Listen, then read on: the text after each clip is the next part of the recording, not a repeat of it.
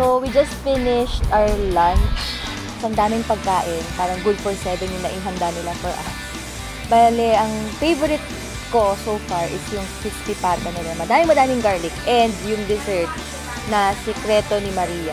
Nalaman na namin kung ano yung secret. Yung suman, tsaka mangga. Sa loob ng ice cream. Sobra. My tummy says, okay, approved.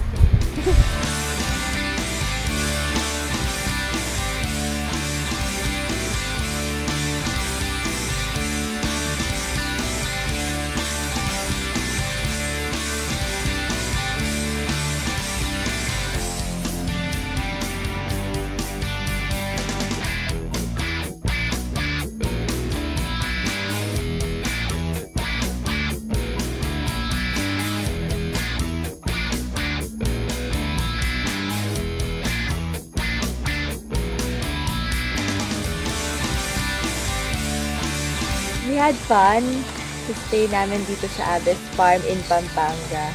Plus, siguro nakatulong din yung heaps of food that was served to us, pati yung massage ko gabi. So, if you have time, come visit Aves Farm in Pampanga.